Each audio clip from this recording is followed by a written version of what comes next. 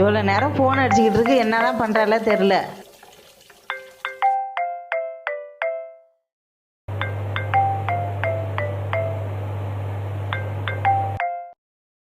எங்கடி இருக்க?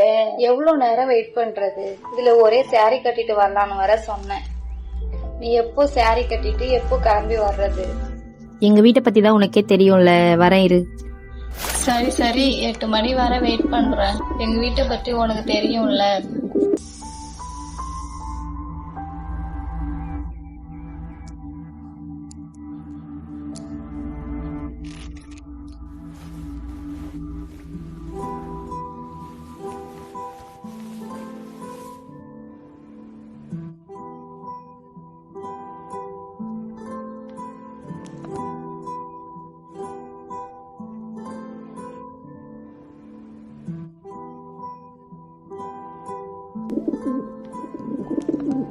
நேற்று வச்ச பேட்டை எங்க தூக்கி போட்டீங்கன்னு தெரியல. இந்த வீட்டுல ஒரு பொருள் வச்சா அந்த பொருள் இருக்கிற இடத்துல இருக்க மாட்டேது, எங்கேயாவது போயிருது. எங்க இருக்கு? ஏய் தள்ளு.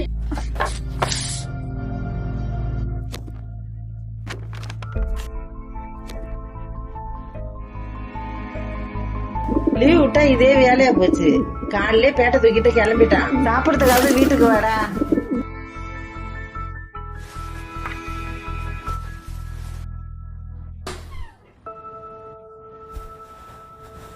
நீயும் கிளம்பிட்ட, அவனும் கிளம்பிட்டானா?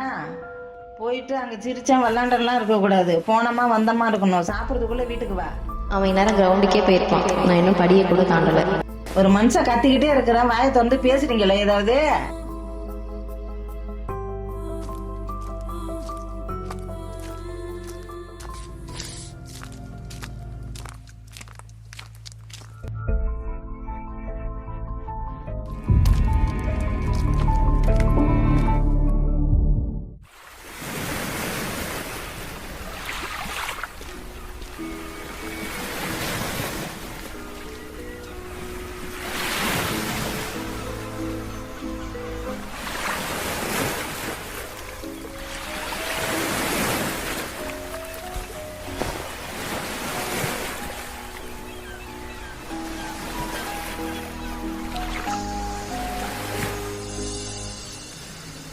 ஆறு மணிக்கே வர வேண்டியது, நீ எப்போ வந்திருக்க பாரு.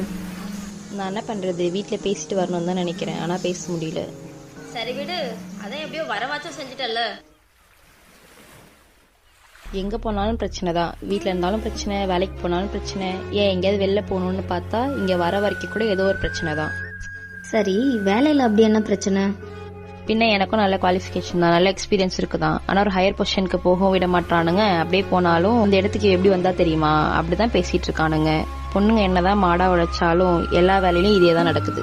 திரும்ப எதுவுமே கேட்கலையா நீ? அதை கேட்குற அளவுக்கு ஃப்ரீடம் இங்கெங்க இருக்கு? இல்லையா என்ன? ஈக்குவாலிட்டி இல்லாத இடத்துல சுதந்திரம் எப்படி இருக்கும்? சிம்பிளாக ஒரு ட்ரெஸ் எடுத்துக்கோ. ஏன் எனக்கு ஜீன்ஸ் போடவும் பிடிக்கும், புடவை கட்டவும் பிடிக்கும்.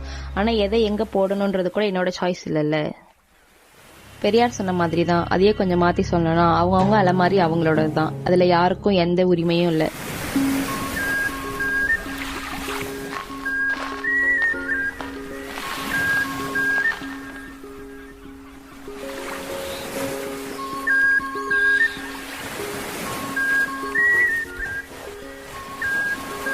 என்ன பொம்மை இது? ட்ரெஸ் கூட இல்ல, கீழே போடு. அது வெறும் பொம்மை தானம்மா. ஆம்பளை பிள்ளை வச்சிருக்க பொம்மையா இது?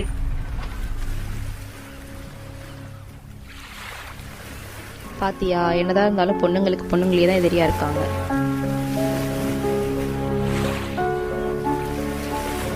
இதை மட்டும் நீ நம்பிட்டேன்னு வை, இன்னும் 100 வருஷத்துக்கு நம்ம இப்படியே இருக்க வேண்டியதுதான். இல்ல, சரியா புரியல.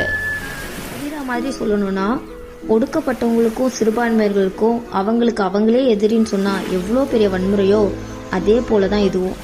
நாம நமக்கு அதிகமா சப்போர்ட் பண்ணிக்கிறது இல்லையே தவிர எதிரிலாம் ஒன்றும் கிடையாது.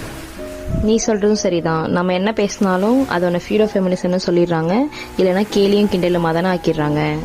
அப்படி சொல்றவங்களாம் யாரு? ஒன்று ஆம்பளையா இருக்கும், இல்லை ஆணாதிக்க சிந்தனையா இருக்கும். இவங்க கொடுக்குற சாய்ஸ் எல்லாம் ஃபெமினிசம் கிடையாது. நாம் எங்கேருந்து பேசுகிறோம், எந்த ட்ரெஸ்ஸு போட்டு பேசுகிறோம், இல்லை எந்த வேலையிலேருந்து பேசுகிறோன்றதெல்லாம் இல்லை. நமக்கானதை நாம் தான் பேசணும்.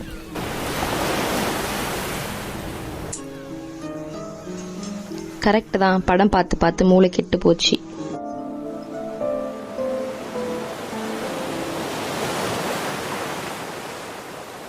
இப்படி டெய்லி டெய்லி உனக்குள்ளேயே பேசிட்டு இருக்கியே, இதை எப்போ உனக்காக நீ வெளியே பேச போறியோ அப்பதான் எல்லாமே மாற ஆரம்பிக்குமே தவிர மற்றபடி இது எப்பவுமே மாறாது.